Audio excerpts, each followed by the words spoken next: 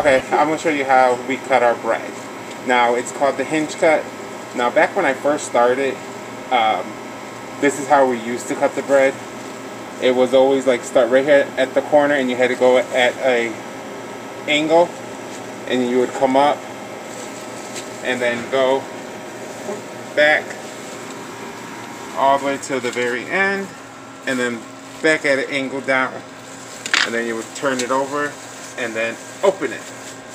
Now they just go like this, cut it basically in half, but not all the way, and then to the other side, and then they open it and do it like that. Which one do you guys like better?